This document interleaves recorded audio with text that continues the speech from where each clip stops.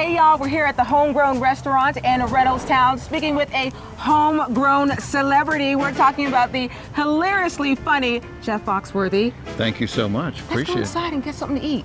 Yeah, let's do it. We'll talk, but maybe get a biscuit. Oh! See, even let me be Southern and open the door for somebody. That was nice. So. Born and raised in Atlanta, Georgia. That's right. Grew up down by the airport. Grew up in Hapeville when Chick-fil-A, that was the only one on the planet. And tell us about that little story about how you used to get your first little sandwich. Well, yeah, my whole life I knew Truett Cathy. And so cool. I was hosting Truett's 90th birthday party. And he pulls me over in the corner and he goes, I really appreciate you doing this. And he reached in his pocket and I said, Mr. Cathy, I can buy a Chick-fil-A now, it's okay. Did you ever think it would become so successful? Oh my gosh, no. I feel like I'm one of the most blessed people alive. We all have a gift, and so when you find it, I almost feel like you're required to nurture it and develop it. So Johnny Carson, how was that for you? Oh, look at this. Oh, are you kidding me? Oh my God. Well, I'm sure my doctor won't see this. You don't have an appointment anytime soon. For a stand-up comedian, Johnny Carson was the top of Mount Everest. Yeah. You get to the end of that 6 minutes, you're scared to look.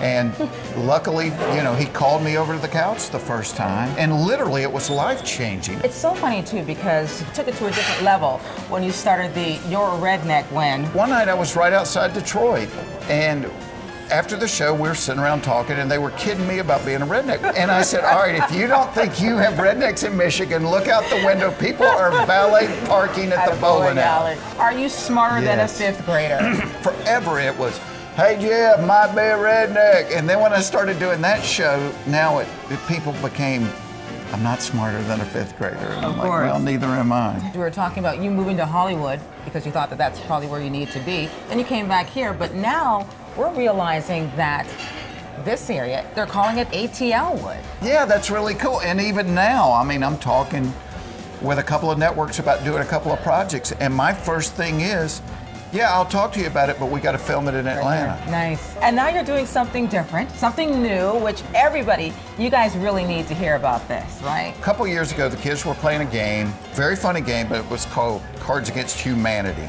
You know, I just sat there and I was thinking about it, and I thought there's got to be a way to have a game that's funny without it being filthy. It's called Relative Insanity. I love it. It's on Amazon. It's doing fabulous. Okay, so listen. Yeah. We've talked about a lot of things. We have. And I've been a good boy. I've sat here and stared at this. But is there any way we might dig in? Yeah. Like right now. Yeah, like Let's right do now. it. Yeah, okay. Awesome.